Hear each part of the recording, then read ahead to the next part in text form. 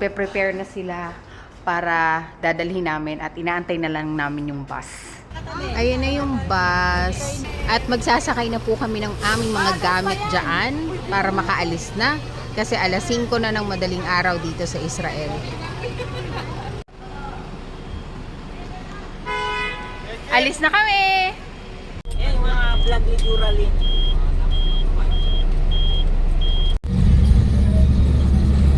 Stopover lang kami para mag-CR sa isang supermarket, sa isang convenience store pala.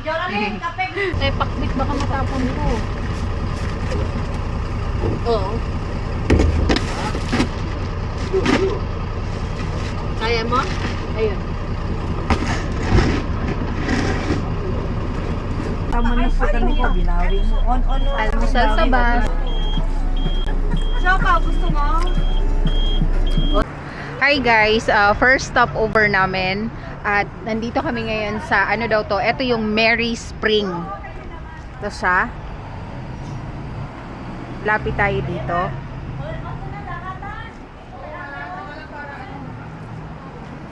Ayan. Mary Spring. Bok ka naman po.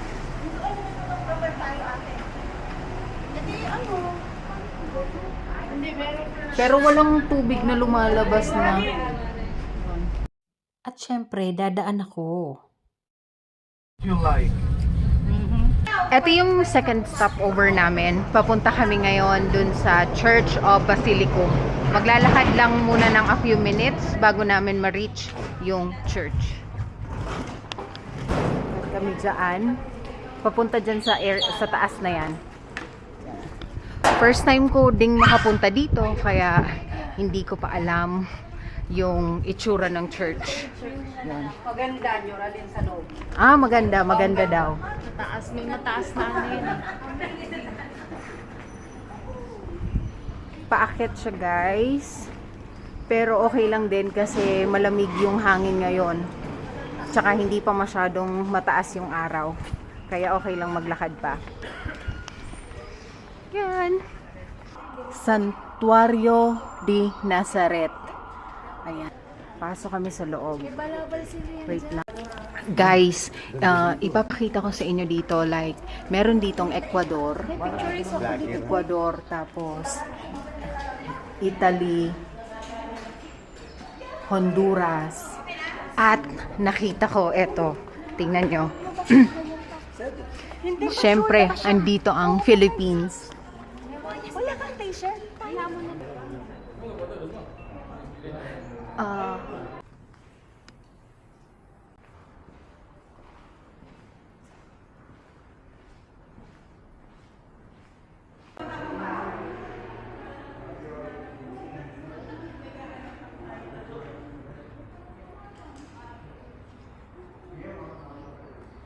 Sorry, ito marami pa. Kulang ang 20 mo. Oo. Lalakarin mo pa lahat to. Upload lang kasi yung at least nakapag-gusto.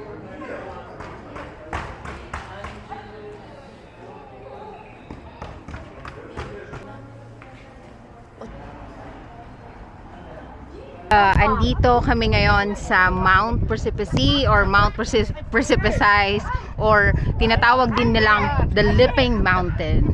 I-share ko sa inyo ngayon yung mga nakikita ko.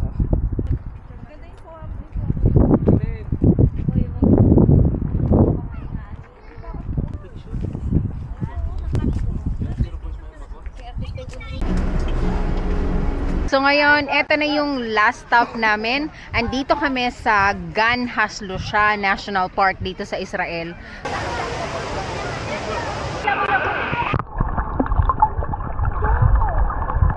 Nasa loob na ako ng phone! Siya ang, ayun. So eto, sinuot ko. Natatakot kasi ako. Nakasalbabida tayo for today's video kasi hindi marunong lumangoy. Ay, ang sarap. Sige pa.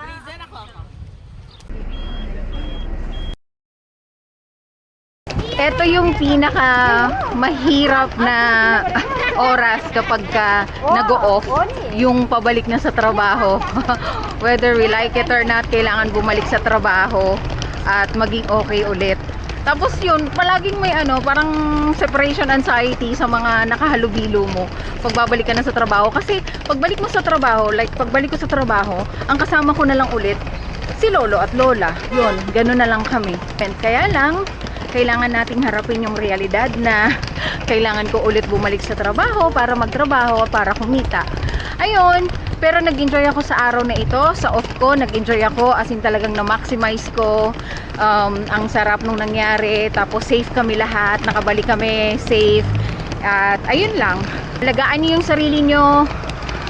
Give a moment na mag-break kayo, magpahinga, mag-unwind, mag-enjoy.